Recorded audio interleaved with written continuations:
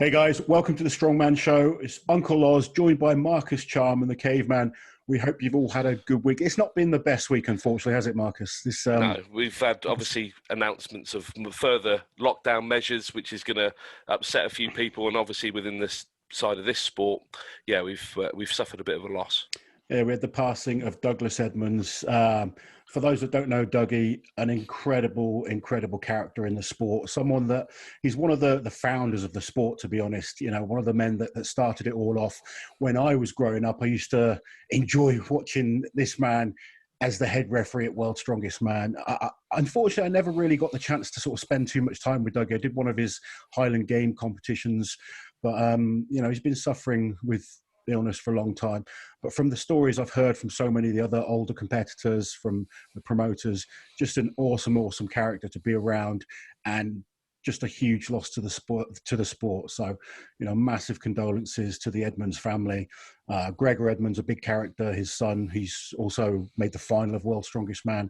But Dougie was a real face of the sport, not just in the World's Strongest Man. He went on to IFSA as well, and he's done so many things. A massive character in the Highland Games, and I believe he was a great athlete himself in the early days. I'd love to talk to maybe some of the older guys about and get some of the stories on, because unfortunately I didn't get the opportunity to spend too much time with him. But it's a big loss for the sport.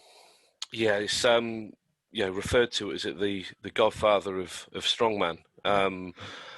And if you're a bit of a nerd like myself, and I know that you are as well, when we sit there and went through all the old footage, you see this, you know, this sort of big eclipsing character with his black wide brim hat.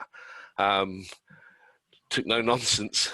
He did. Took no nonsense whatsoever. And I know that, you know, globally, you know, the loss will be felt, but none more so than the Scots, because, you know, within that sort of fraternity, they had a guy that literally pioneered kind of what we know today is the sort of strongman format. But when you look at what he did, you know, I put something up recently and just said that he took strength sports from Los Angeles to Lagos. And, you know, I think there was a photo of him when he was out in Nigeria, you know, taking out a Highland Games to Nigeria, and you just look at the people around him and just the enthusiasm for the sport. What he had was infectious, and it's a great indicator of what one man can do with passion. Yeah, it really is. Just a sad day for the sport. Obviously, we've had the sad news as well with the UK government locking down the whole country again, including, well, what looks like to include all leisure aspects. I'm glad to see that this decision is actually going to Parliament this time round, and we'll know absolutely for sure come Wednesday. But obviously, it looks like the gyms will be closing. Difficult time for a lot of people. You know, it's a very strange one. I don't want to go too much into the political side of things on this channel. You know, everyone's got their own views, but from a sports side of things and a health side of things, you know, the mental health as well as the physical health, I have seen nothing wrong with people training in gyms. You know, I've been to a few different gyms.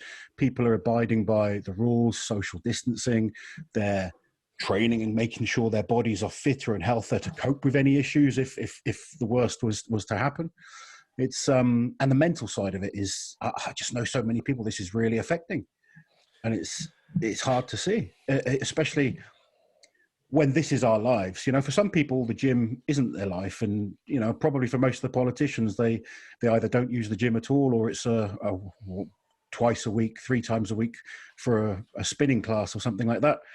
But for those of us that are heavily involved, it is very tough, and you know, it's affecting our sport, it's affecting other sports, it's affecting people's incomes, it's affecting lives, and it's just, I'm quite honest with you, Mike, I don't know, you know, it's, when you look at the facts and the figures and the things that the government are saying, and then you see other scientists kind of opposing these arguments, it's a bit strange right now. I don't really understand what's going on. We've hit the news in a massive way, none more so than Nick Capo, the owner of Bodytech in Wirral, and yeah, that made it all over the place. It made it to sort of New York Times. And what he did, I thought, was outstanding, because he actually went with genuine facts and figures. He went with, a real understanding of what was going on, and presented which was obviously a more than compelling case, because it took a situation of where people turned up, asked him to shut his gym, of which he declined because he had, people in there at the time, and the response was sending 5 armed officers back an hour later and dishing out £1,000 fines. You had a very young guy that's been on a bit of a journey himself, very articulate, come back with, as we said, a compelling argument with facts and figures, and lo and behold, the gyms were open. He fought his corner. He fought the corner for a huge number of us up and down the country, not just for the gyms, but in terms of the actual rights of individuals based on facts and what we're being told to believe, rather than sort of proven. The issue, as you say, it's difficult to go into the nuts and bolts of this without being dragged into something that's political. But ultimately, as people, when you know that, do you know what? The overriding thing here is to keep yourself fit and healthy. We speak about physical health. We speak clearly about physical strength. So we will obviously be talking about mental health, but one of the things that, is to be encouraged is mental strength. So whilst we will all be here with our toys being taken away from us, and probably none more so than you, I, and the people within our industry, because as you say, this is what pays the bills. This is what puts the roof over our heads. We have to look at what we can do. If you can't affect it right now, and it doesn't, help in a positive way right now, bury yourself and use that energy to something where it can help. Listen, we are reliant on the gyms to be our catalyst for what we do, but it doesn't stop us lifting. It doesn't stop us training. It doesn't, get in the way of finding a way. The innovation and the resourcefulness of people within the first lockdown was to be admired. And if you're going to take anything from this, okay, it's a pisser, and no one more than I at the moment wants to go, do you know what, go fuck yourself, I'm cracking on.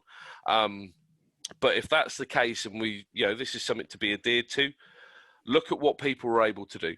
Take heart from that, be inspired by that, and just say, do you know what, as one set of people, community in what we do, fuck you, let's find a way, and we'll do it together. Because, as I said, physical strength is one big thing. Physical health is another thing. Mental health is obviously paramount. Mental strength is fucking essential. And every single person that sits there and watches it has got that within them.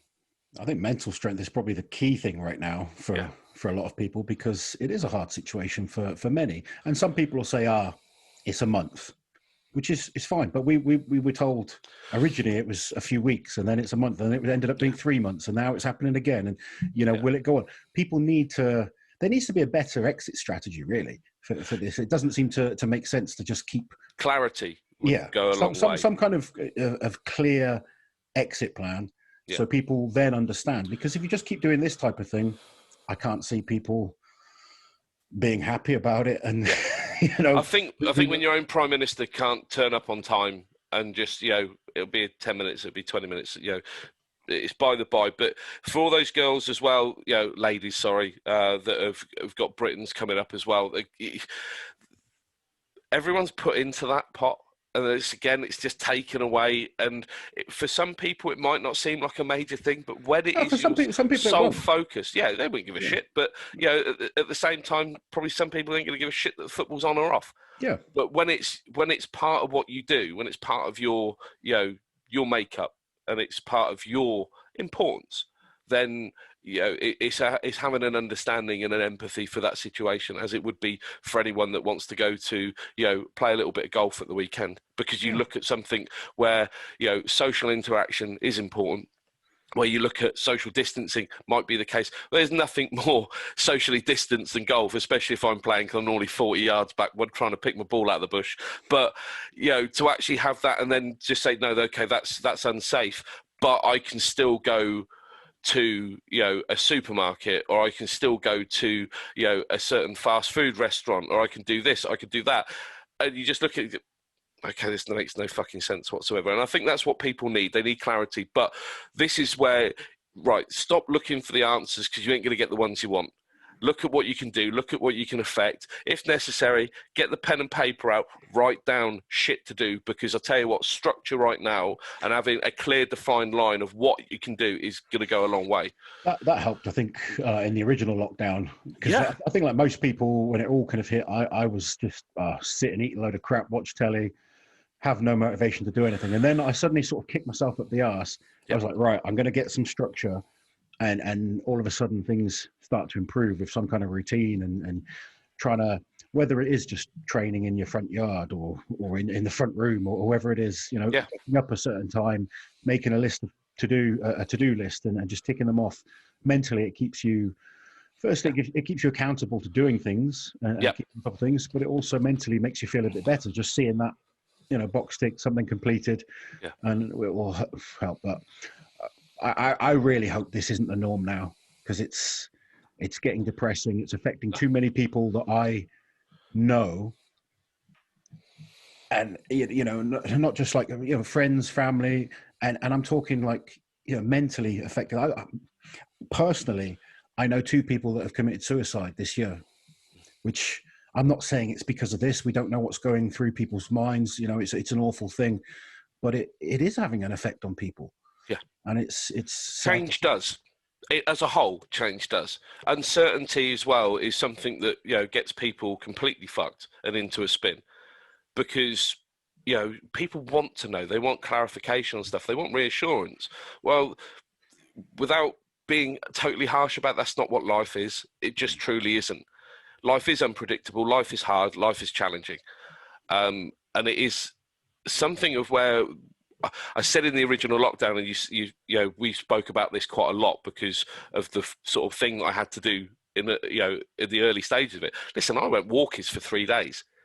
I thought I was dead in the water. I truly thought I was dead in the water, especially when a lot of things like shipments for me had basically gone missing. I had no idea whether basically my entire life savings were gone, and I'm now days away from losing everything. What can you do? Very little. But what can you do? Right, well, I can get my ass out of bed rather than saying, let here, just doing fuck all. Sure. I can set the alarm every single morning. I can get myself up. I can tidy that bedroom up. I can make sure it's made, showered, and I'm ready to go. Because if my head is up, then I can spot the opportunity. I can spot the one thing that I can do. And what do? I wanted to express that. I was going to be starved of social interaction, because at the time I'm in the middle of nowhere. I don't have that communication. I don't have that access to people because of the remoteness of where I live. So we started the chats in the morning. And that built into something, 90 odd consecutive days. But within that, you learn and you connect to different people, and so much came from it, because, right, there's a lot to be gleaned from other people's situations, because again, you know, along with accountability, something as, you know, serious as perspective goes a bloody long way. And it built into something which was decent. It was good, because if the one thing that you can do as an individual is drag another fella, you know, across the line with you, then you've done the right thing. You might not think that means for fuck all, but I tell you what, you never know. Same as I didn't know. You don't know who's watching. You don't know how much impact that has on the one person. And again, that positivity, if you can take a negative person and you don't know they're sat there watching, but by your actions alone, you turn them into a positive, and they do something of note that day, that then knocks someone else over, you know, from a negative to a positive, and that's how it starts. So please don't sit there and think, well, okay, I'm just fucking dead in the water, I'm fucked. No. You have an impact. It's just a case of keeping this up, keeping your head on a swivel, doing as much as you can do. You can write that big long list of things that you can't do. What are you going to do about it? Fuck all. If you write 3 things that you can do, concentrate your efforts on that. Focus on the things you can do. Exactly that. Right. Yeah. It's been a depressing start to the show. So let's try. I'm going to switch straight over to Caveman Corner this week, because this guy is a ball of energy. He is, you know, he's someone I've known for only a little while, but I've become pretty good friends with him. I know you've got a lot of time for this guy, so I'll pass you over again to Marcus, because this boy deserves a bit of recognition, and he will put a smile on your face if you kind of, you know, get to know him and see what he does. Yeah, and I'm going to start almost with an apology, because I can understand when you come into this, you know, I get inundated with messages. It's a privileged position to be in, and sometimes you don't have time to go through absolutely everything that you see. And I remember one of the first messages I ever had from Dale, and it was a guy that just sort of reached out, very polite. Can you is there any sort of help you can sort of chuck our way? Just a little bit of, bit of support, because what I'm going to do is I'm going to try and do this. You hear the story 1,000 times every month. I'm going to go and do this. Can you have a bit of support? And it's just like, kind of caught me at the worst possible time, because my life was in flux. And then your paths cross again, and you take the actual time out to look. And then once you've seen this guy, then you start to realize, my God, this kid is special. And he really is special. As you said, in a time where everything's doom and gloom, if you want a nuclear ball of energy, this is the boy. Because Dale McPherson, on Instagram as 3D Strength, a lot of people are getting accustomed to this lad, his energy for the sport, his passion for the sport. But we'll hopefully flash up a few photos of his beginning, because when you get all these comments and messages about, you must have been born strong, or you must have been born big, Dale certainly wasn't. I was a tiny lad when I sort of, got into sport at sort of 58 to 62 kilos was my playing weight, of which I look back now and just can't imagine that. That's for me is a light snack. I'm pretty sure Dale, when he started, was sub 50, around about 47 kilos. And if you'll see by one of the photos, he is a very, very tiny lad. Went through, did some MMA, got into strength training, and he has committed. It is his life. He's been running a gym, I think, for nearly a decade, and he's still young. But it's what he lifts by example, which takes even some of the strongest human beings on earth by surprise. Oh, this guy's strong as hell. Yeah. Yeah, here's Dale. I'll let him say his piece, and then we can have a look at some of the phenomenal feats of strength this kid is capable of. Hello everyone, Dale McPherson, aka 3D Strength here. Team Affinity athlete. I'm a competitive strongman. I've been doing strongman now for coming up 10 years. My notable achievements as a strongman are Arnold's Australia and Arnold's Europe podium. Slightly missed out by a few points. It's a little bit of a sore subject. I'm not joking. My highest place in Arnold's America is 5th. And I've also competed at, when I was a little bit younger, at World's Strongest Man in Finland twice. I'm a full-time strongman coach for a living, and I absolutely love it. I love training people and helping people at all levels, men and women, succeed. Targets for the future. After becoming the first man to deadlift 4 times body weight at under 90 kilo, it was then time to move up to the 105 weight category, which I'm ongoing with at this very moment in time. I'll be competing around 2022 is when I'll start competing on the Arnold scene as a 105 competitor. Once I get the weight on and once I feel comfortable with where I am, because I've got a lot of work to do, but I'm the man to put the work in. My notable events I've got is I've got a 170 log. That's a massive lift for me, and it was a massive thing because I've had a lot of issues in the past with my with old injuries. Winning the Farmers at Arnold's America was another massive thing, unreal buzz, and also winning the Farmers at the Arnold's Australia, another amazing moment as a time as a strongman. So yeah, it's great to be involved with Team Affinity. It's great to be involved in strongman and strongwoman, and I absolutely love the sport with all my heart. Keep tuned, keep training hard. Oi oi! Oi!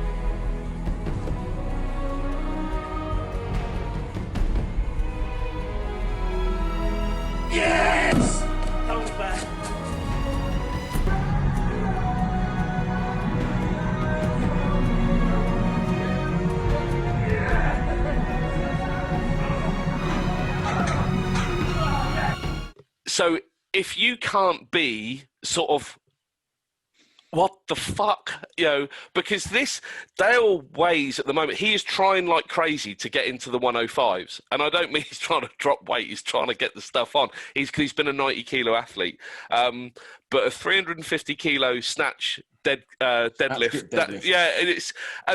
I remember when he was chatting to Paul Smith about giving him sort of like these good mornings to do, and they start off light and stuff like that. But you're seeing Dale with like 280 kilo, good mornings, and then some. I don't know if he's got I think he has got the 400 kilos in the bag already. But it's the training. Not just the intensity, but the savagery of some of the training that he goes through. And he leads by example. And this is where, like, Aaron has just teamed up with him. And one of the things that's come out of Aaron straight away, we always knew that, the conditioning element was something that you need to work on. Having spoken to Aaron recently about it, it's almost like his eyes have been opened to how to use his strength now. Sure. And it's like starting all over again, but now he has a frame in which to use, but he's learning so much about himself, and it comes as a test. And what you're going to get when this kid gives you, kind of a bit of a push is you are going to find yourself tested. What I love about him more than anything, though, is just how passionate he is for the sport. Yeah. And again, like, it's great to be passionate about the people you coach and stuff, but this guy loves everyone. He wants to see everyone do well, and it's genuine with him. Some people it comes across a bit fake when certain people say nice things about them. But this guy he just loves everyone that's kind of pushing themselves. He wants to see everyone getting better. He leads, like you say, he leads by example and works damn hard himself. Yeah. Again, just a good kid. I say kid. He's a man, but he's still young, Oh god, yeah. And that's it. You're dead right. He wants to see the very best of people come to the surface, because I think it's fair enough to say I think he probably got picked on. I think he was probably treated pretty shitly at one particular point as well, and he was pushed into a corner. So he's been there. He understands it. And when he sees people being told, no, you can't do that, he wants them to prove, those people as wrong as he did to others. Yeah. And he stands for a lot more than just being a strong lad, because we talk about, as I say, physical strength, and you talk about mental strength. Dan McPherson deserves a hell of a tip of the cap. Exactly. What he's doing for the sport is incredible. And what he's doing for people is outstanding. Exactly that. Like I said, I've been around the sport so long. I've seen some incredibly strong men and women. That's not a rarity in strongman. There's plenty of people that are ridiculously strong, but to see someone with the output that he has in terms of his own training, but then everything else he does for the sport, he gives back, which is just good to see. Cares.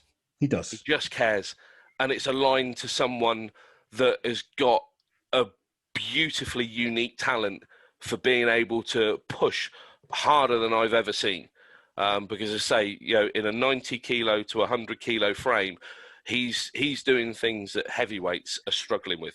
Just make sure you go follow him. Like we said, an awesome character and just a great guy. And again, you'll learn a lot from him as well. He's a knowledgeable coach and someone definitely worth following. 3D Strength on Instagram, Dale McPherson. Looking forward to training with you soon, buddy. Yeah. Right. We got World's Strongest Man is coming up. It's getting closer and closer. And I know you've been sort of looking back at some of your favorites in terms of performers at World's Strongest Man. Well, it's always been like, we always have these discussions about who's going to go, and obviously in this time we've got this COVID rules. And do you know what? When it's always talk about the strongest people, this, that, and everything, you never have it. You never have it. There's always something that's even got in the way because, it might be the IFSA. It might be, someone might not get a passport visa, in time. And there's so many things that get in the way, but sometimes it doesn't stop you having a really, really good show. And one of the things I just wanted to sort of talk about and ask you a couple of questions as well, because not only have you been at competitions, but you are a world's nerd when it comes through to sort of checking out the, sometimes the obscure athlete, but I wanted to go through some of the people that you would have in. If you could have like a 6-man final, not necessarily the strongest human beings that have ever walked, but the ones that you would pay money to see, where would you start? because I've got my first two. So we're talking people that we enjoy watching rather than who we think will win stuff.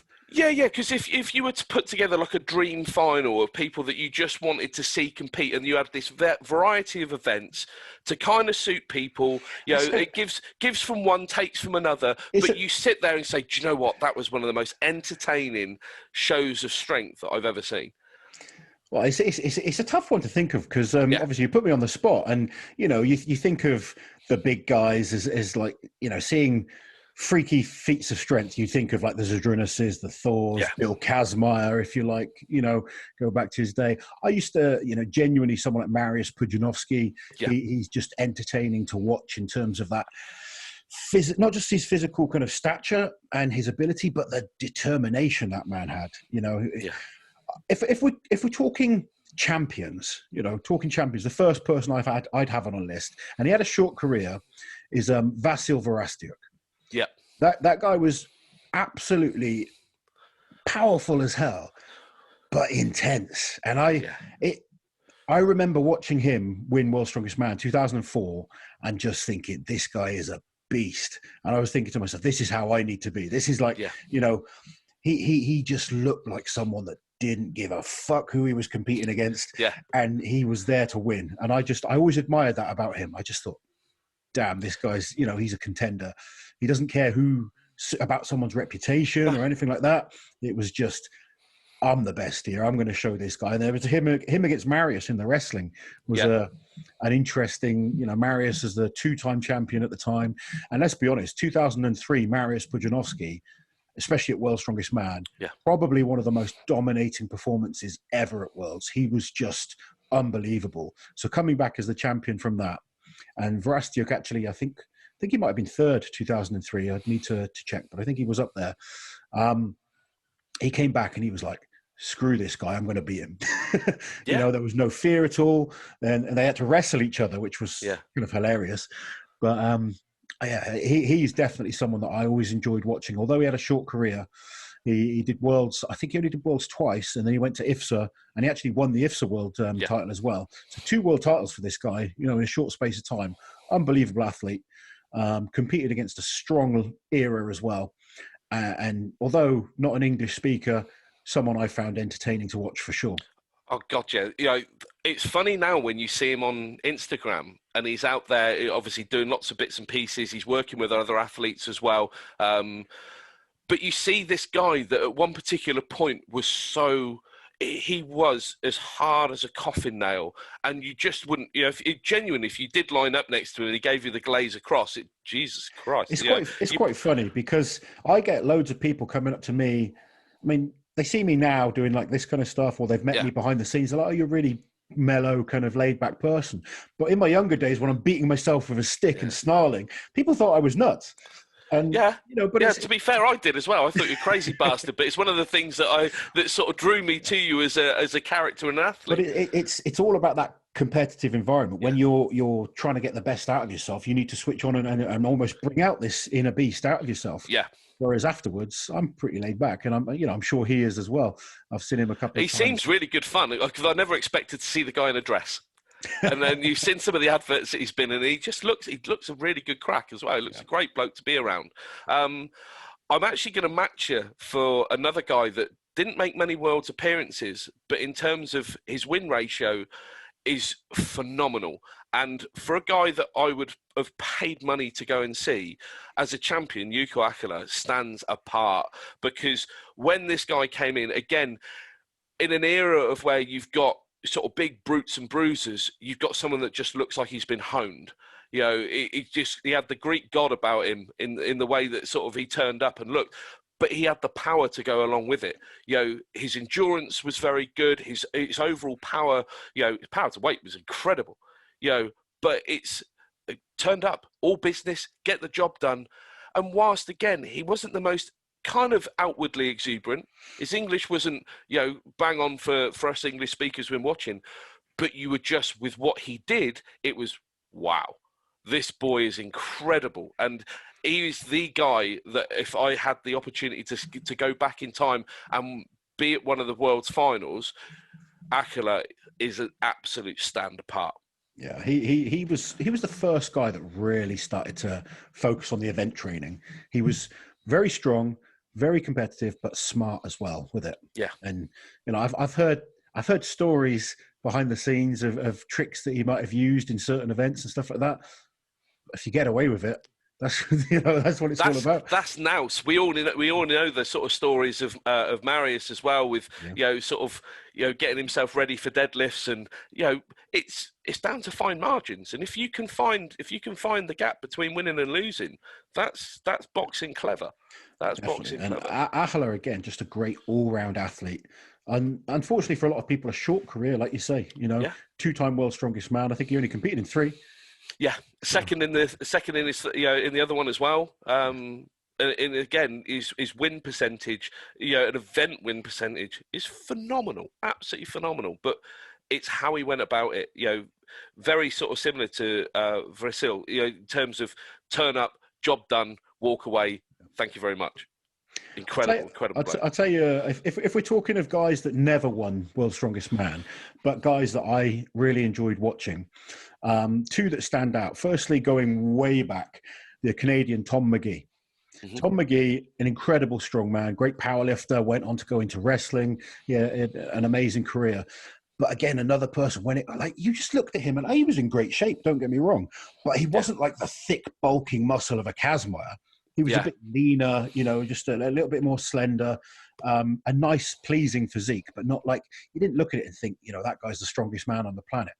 But when it came to lifting, he just started headbutting stuff. He get himself focused, and he would bring this inner strength out and manage to lift incredible numbers. I think one year, he had a world record in the 18-inch deadlift, the silver dollar deadlift.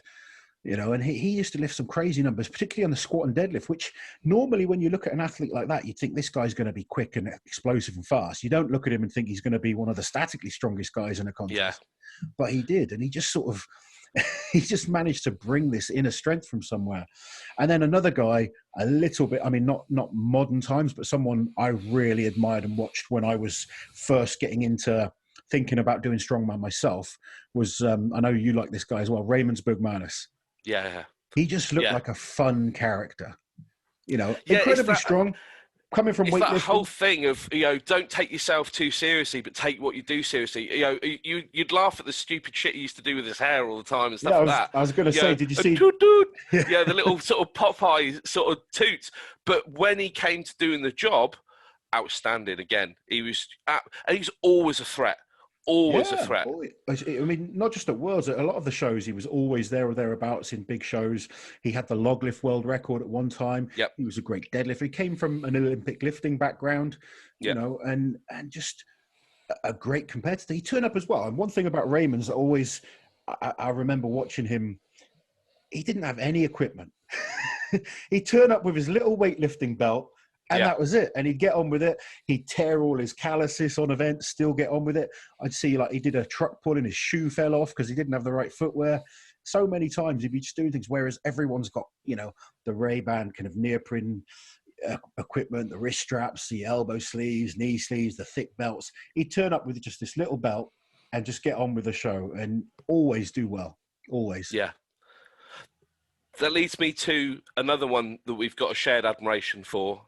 Mr. Badenhorst, the very, very powerful South African, again, exceptionally emotional character, left it all out there every single time. And again, it's another one where, do you know what? It wasn't actually too difficult being sort of sat there around Christmas time, being a Brit and backing him and wanting him to win. There's something about him. It's not necessarily just because because he really wasn't like the underdog sometimes. It's just that maybe he wasn't.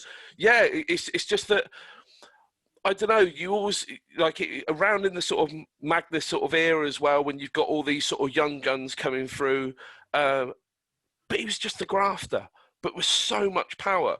I guess his background was powerlifting in the way that he used to set up, especially when you saw him in the squat. But it's the manner in which he carried himself as well, because I know that when Magnus came in and matched him in the squat, how sort of calm he was about the whole thing as well, and how almost proud he was as someone that was sort of burst onto the scene to sort of match him, you know, sort of rep for rep. And it was just like, he's not just a good competitor, but he's also a really, really good bloke. He seemed like a good bloke. He's not someone, unfortunately, I've never had the pleasure of meeting him. I'd love to. I'd love to get him on and have a chat with him, because honestly, he's one of my absolute favourites growing up. Yeah. Someone I just used to love watching. His deadlift power, just unbelievable. You know, put that guy into the modern era, I think he could compete with the top guys on the static lifts. He was so strong. You know, you take the modern bars that the guys are using, the straps, etc. And he had the strongman deadlift record for a long time. Yeah. And he would win deadlift contests every single time against the best of the best. And he just, so many times he was so close to winning. And just, unfortunately, he was very much the nearly man. Yeah. You know, a number of times he was second or third.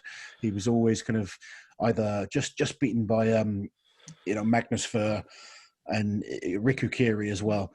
It's those three were always kind of challenging each other. But he just seemed to come out short when it really counted. Yeah. But such a good character to watch. Someone that I really admired. And he just always had a big smile on his face. I'm going to put two modern day guys into the mix as well. Mainly because, again, it's what they bring. It's the sort of complete package in terms of, it is a show.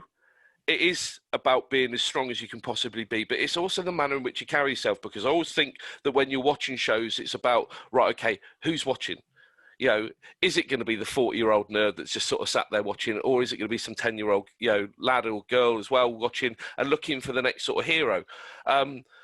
There's two that stand out. There's a guy that I watched rock up at his first Worlds with cornrows and this brilliant, not necessarily arrogance, but confidence in his ability. And he was so happy to be there and wow a crowd. And Martins has gone on to be the real deal. You know, his love for all things strength, his work with Ode Haugen, and the stories that you hear about it, this kid that was in, you know, like the training hall, trying the mass wrestling, trying anything, but wanting to learn. I love that. And I got so much appreciation and admiration for the lad that went on and was a brilliant champion in the way that he secured last year's title, because I've heard all the stories that say, yeah, if Thor hadn't done his plantar and stuff like that. Let's have a look at how Martins won last year. You would have to go some to beat a lad that barely dropped a point. He was flawless, pretty much flawless throughout the whole competition.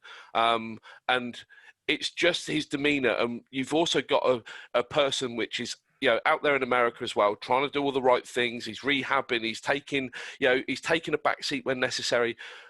But what he is as a bloke, he's a really good human being. I've seen a lot of comments about Martins, people saying he's finished, he's done. Yeah, and that makes me laugh when people say that. Yeah, you know, he came third at the Arnold's this year, behind Kiliashkovsky and Thor, who, let's be honest, they're not too bad strongmen to come behind.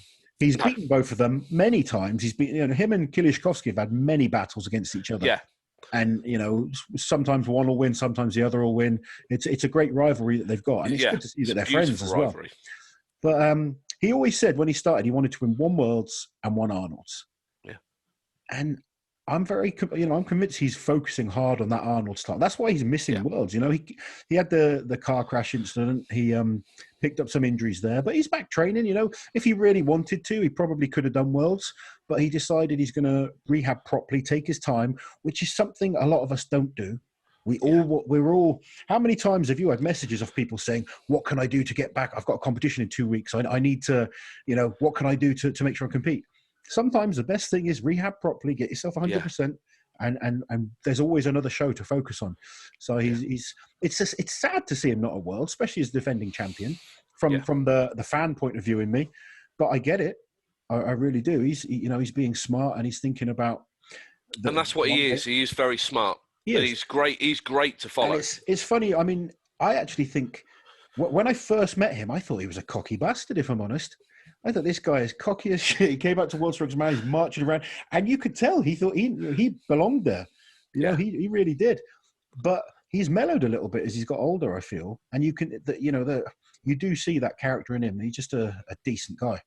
Yeah. You know, Which leads me to the next decent guy. And it's a bit of a strange one because I don't know if he really backed himself or believed how good he could be to start with. I think he just did it because it was something, that he wanted to do. And, the championing of his brother was always something that, you had admiration for. But I think as an athlete, you always felt a bit frustrated by. And that's Luke Strongman. Luke has gone on, and I know we've discussed this before, he doesn't have a major title. He's been very, very close. He's been on the podium with the elite. Is it capable of doing it? Without a shadow of a doubt. He's been close a number of times now. Yeah, this is one of the guys, and I've been honest to him and say, look, this is yours now. This is a period of time where you can stamp not necessarily authority because you look at the depth of what we got, but you can make your mark and go down as one of the greatest that we've produced. And he, to me, is a little bit more than that, though. When we're talking about the evolution of the sport, and we're talking about both the administration, obviously, and the athletes themselves, Luke is the guy that I would pin my hopes on to be the ambassador for our sport. And I think that would be more than just the Brits. I think that could stretch as far as the global side of it. I think his importance can't be understated because he has a genuine admiration for his fellow competitors. He seems to be very well liked, but you put the guy in a competition and he rises to the top. Yeah. Both we saw that he picked up an award last year at Worlds, and we knew how much it meant to me. He's a good emotional character, but he's as real as they come. So when you know that he's got the eye on the betterment of the sport, but also what he produces when he's inside the sport, I think we've got someone which is, I don't think we can understate his importance going forward. Yeah, Luke's just an awesome guy. It's I guess it's easy to sit here and just say that about people, but I know him well. I don't know anyone that says a bad word about him. No, he's just someone you don't hear anyone saying anything negative about. And it's a testament to the way he is because he genuinely supports everyone. He's genuinely a very, very good athlete. Yes. And I think the progress of not just him, but Tom as well has helped him. Having that younger brother that's chasing you all the time, you're trying to keep them back for a little bit longer. And like we said, he's won 5 Scottish titles, but he hasn't won any major titles yet. That being said, he's been on the podium at Brits. He's been second at the World Ultimate Strongman. He made the final of Worlds last year. He's placing well in major contests. He's knocking on the door of the log lift world record. His improvement across the board has been very, very good. And he is genuinely a top 10 athlete in the world. Yeah. And on top of that, fun to watch. Yeah. It's a bit of a tricky one being called the housewife's favourite. But, at the end of the day, good-looking lad. He's kind of earned it. Top comes off. There's worse things to be called, surely. Who wouldn't take that as an accolade? But no, it completes a list of, as I say, sometimes it's not always about just looking at, the strongest dude. They're all the 1%. They are all the best of the best. But when you've got people that bring so much more to it and add to the sport, and we could get a list of 100. The list. I used to love watching Manfred Herbal. That guy was awesome to watch.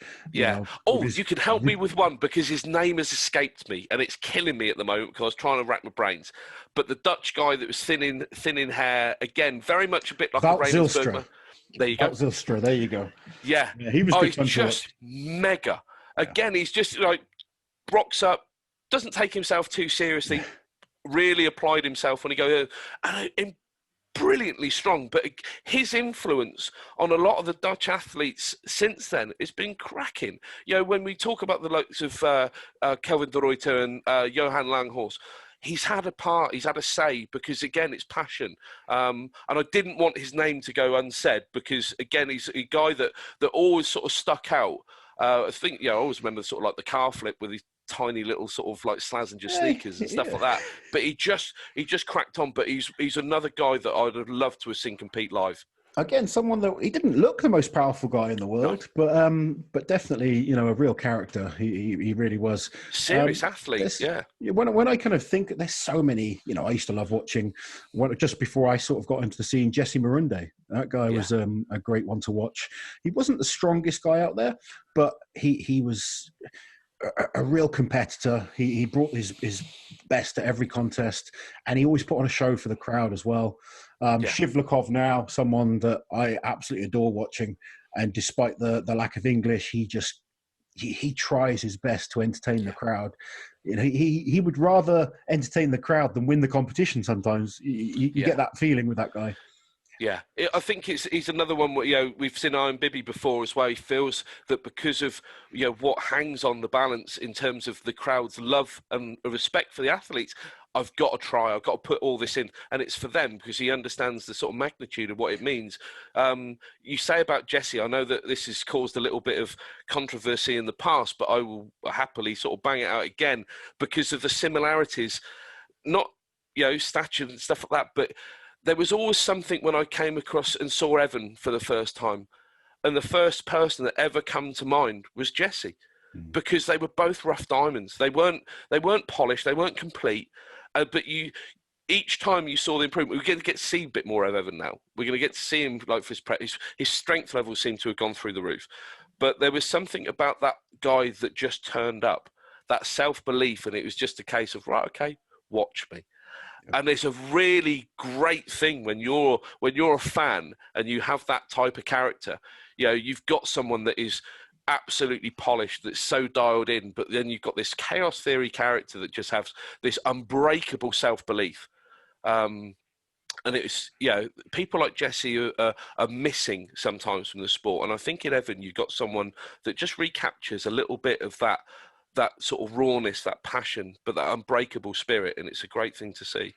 I'll tell you someone else. I've just sat here thinking I can't sort of move on until we've mentioned this guy. Yeah. Sven Carlson. Yeah. Sven Carlson was always good to watch. Just another, you know, he made it entertaining. Whether he was winning or losing, you enjoyed watching him. You know, the Viking power screams, and, you know, he was in shape. He looked good. He was awesome to watch. Very, very powerful. And late to the game as well. Really late to the game by sort of modern standards. Yeah. But when you look at that, again, that era, it was lined up with, you know, the Magnuses, you know, Magnus Samuelsson as well. And you look through, Jesus Christ, you had some, you were really in the hot mix as well with the best of the best. And I love the fact that he backed himself so much. You know, the way that he carried himself as well was brilliant to see. I think 2001 when he won, he loved the fact that he was the favourite. You know, he loved the fact that all the other guys thought he was the man to beat. Yeah. Yeah. I mean, I could sit here and talk about past strongmen for hours. It's something, you know, obviously, you know, my love for the sport, and, you know, I've watched every single World's Strongest Man right from the start. So I'm sure there's loads of discussion points as well, because it's, again, like when we go all the way back to go back to 77, and you look at the guys that were made for strongman, you look at the bodies that he just built in, you know, just to get the show underway. But I've always thought of, when you look at Big Louie and just think, wonder what happened if someone actually dragged him to the side and put him through some training, because if anyone of a particular era looked like he was, you know, you could pluck him out and put him next to sort of like your Hathors and your Toms and stuff like that. You took Louis out, you know, by Christ, he had the frame for it, and he was a strong lad, but actually getting him equipped for events. But he's another one as well in terms of, you know, he didn't really know when he was done. And that's a great attribute to have for this sport. It's an interesting thing when you look back at some of the old guys, because it's nice to compare. You know, we do like who's the greatest of all time, and, you know, but you look at some of those earlier lads, men, competitors. If everything was being equal, how different do you think the standard would be? I don't think it's that, you know, when you're talking the top, I think now we have more really good guys in depth. Yeah. You know, so whereas maybe in Kaz's day and Jean-Paul Sigmarsson's day, there was like 3 or 4 really good guys. Yeah. Now you've got 40 really good guys at the top level in the sport that are all super strong, super athletic, and, you know, it makes it more competitive. But you chuck those best guys with Bill Kazmaier. The guys now aren't real. I mean, there's very few that I'd say are even stronger than Bill. No. They may lift more on a log. Yeah. They may lift more on a deadlift in a strongman comp, but put everything the same in terms of training methods, equipment used. I don't think there's much in it at all. You know, Kaz in his prime was the strongest man on the planet. You put Kaz into the guys now in his prime, he'd still be one of the absolute strongest men on the planet. And he'd be lifting more than he did back then. Because you look at the way guys lift now, I mean, one thing that I get a little bit annoyed about when it comes to the deadlift is comparing the numbers now to the guys from the past. Because you look at the crazy numbers the guys are lifting now, but it's all in wraps or wrist straps, and they're holding. I mean, as much as I love him, you go watch Pa O'Dwyer's training videos right now. He's doing a 15-inch deadlift by the time the bar is just on the tip of his fingertips. Yeah. And it's, you know, I use it as if I'm allowed to do it in a comp, I'll try and hold it and just give an inch. I can't do it just on the fingertips because it just seems to like come out my hand. I prefer I don't like the figure of 8 straps, but it's something, you know, there's many little factors that differ between the way things were done in the past, such as the bars they used. You know, now we've got the more kind of flexible deadlift bars, if you like. I don't think the actual static strength is as much as the numbers are showing in terms of a difference. I think if we all went back to using a standard bar, no straps, I do think the new guys are a little bit stronger. Yeah. But to the degree, I think it would be much smaller than people think. The big difference is on the strongman events where the weights are so much bigger in terms of the difference, because back then they didn't train. You go watch Bill Kazmar press a log, his technique's awful. Yeah. You know, you've got pure 90, application. 90 kilo guys now that can do those numbers, but the technique that they use is much, much, you know, more effective. That said, I'd love to see some of the new guys take on some of the logs that you pressed back in there, because you used to see, you know, even if it is like 120, 130 kilo log, you'd get to there, one arm would shoot up, and the other side is battling it. I was watching an old Britain's Strongest Man the other day, and they did log lift in that contest, but the handles weren't in the center of the log. So you got this like tube, and the handles were right on the edge. Yeah. So all that weight would have just been kind of falling forward. It'd been much harder to stabilize and fix overhead. Yeah. The modern and you're trying to tricep the thing up rather than actually being able to get any form of like lever to press it. So without question, I think it's an important factor when comparing, you know, like for like, and it's always a fun conversation to say who's the greatest of different eras, because there's different people have different views on what makes someone the greatest. Some people think the man that's lifted the most weight is the greatest. Some people think the man that's won the most titles is the greatest. Some people think the man that's kind of lasted the longest is the greatest, or the combination. There's so many combinations you can go through, and that's what's fun about debating these subjects. Going through to one of the events that you said, but it's having those dream events with the dream pairings, you know, having someone that could be, you know, a Kazmaier just about to go and wrestle a Shivlikov, you know, or a Vasil, you know, again, just because it's like the, you know, the force and the immovable object. It's just having those dream pairings. We need to create the strongman game where you can kind of match up different generations against each other on different events. That would be. But no, I'd love to see other people's and hear from other people to see what their dream pairing would. If you could have those head-to-heads from different eras, not so you got someone that just dominates it, but to see how close it would be, just to see that fight. Because again, you know, seeing someone like a Kaz who was he torn his quads. You know, Kaz has torn everything. That guy is a, you know, but he went in, didn't he? He was just tough. Bullied that what is he, a linebacker? I think he actually won that just on fear alone. Yeah. Well, which you can listen. That's part and parcel of being a professional. That's part and parcel of being an athlete. That's the reputation you build. Yeah, I've always said to lads, you know, in team events where we've played teams before where you either win, it looks like you're going to win early, or you could take your foot off the gas. And my attitude to it has always been, the moment you got someone down, you put your foot on their throat and you make a real statement. So if you're going in, you know, soccer or something like that, and, you know, you're winning, just keep going, annihilate them. Because I said, it doesn't really matter about the team you're playing today, but I want everyone, when they're going through the paper, to look and, Jesus Christ, they absolutely hammered that. Yeah. Because you're starting, you'll be a goal up on them anyway. You'll have a mental advantage. If you were the dad, you'd be like watching your kid at the football match and you're winning 10-0. You'd be like, yeah, get an 11. Don't give a shit. Yeah. Oh God, yeah. I hate that whole idea of backing off, because winning is a habit. It's a mentality. And the moment you don't take that seriously, then you give up something that could take a lifetime to try and resurrect again. It's funny. I used to coach my brother at table tennis, and he was very good. And he was playing someone, and he was like 10-0 up. It was first to 11. And he was thinking of giving this kid a point. I was like, don't, because you've got to play someone else in a minute. You've got to keep that focus. The minute you sort of take your foot off the gas, like you say, yeah, it does. It's hard. Sometimes I've even noticed at Worlds competing myself. Sometimes you're better off pushing in the heats, for instance. You're better off pushing and giving 100% in each event, even if you are coasting into the final. Because sometimes when you step back, you don't give 100% focus on the event, and you can actually get injured doing that. Yeah. You know, because the weights are still ridiculously heavy. And if you think, oh, I'll just mess about on it, that's when you take your focus off what you should be doing, and it's easy to make a mistake or just interrupt that momentum, like you say.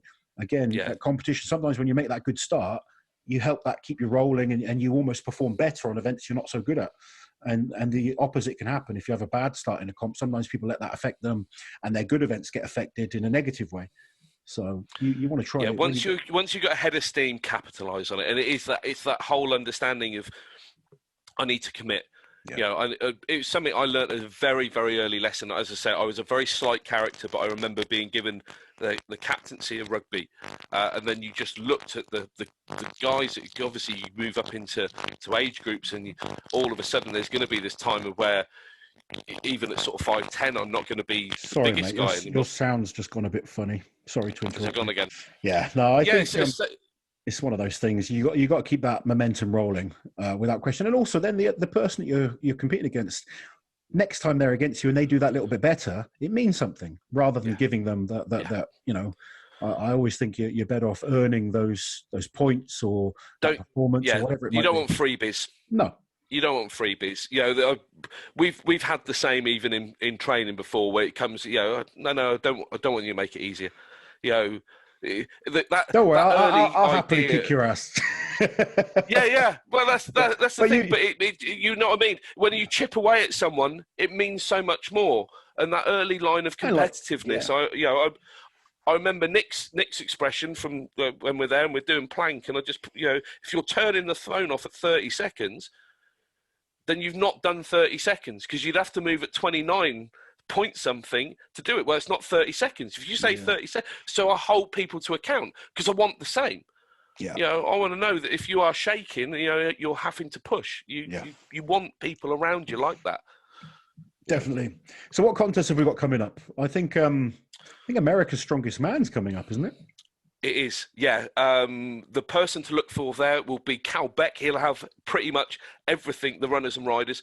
I think there's a list. Starting Strongman on YouTube, by the way, guys. We'll put a link in below. And also he's been around for decades, it feels like. Although he's probably younger than I am, which is even more terrifying. He's definitely younger than you. Yeah, sorry for Cal.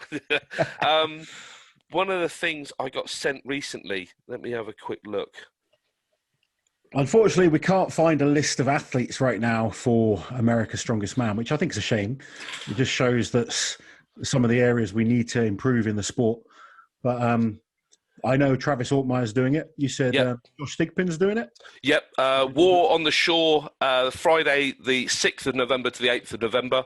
The good thing is, well, it looks like they're allowing spectators in free of charge, which is cool, because it shows some sort of normality for some of the sort of guys and girls out there. So interesting set of events: circus dumbbell, sandbag toss over bar, Husservelt max distance, basket deadlift, which I should have thought is something similar to like a I'd say an $18 silver dollar deadlift. Yeah.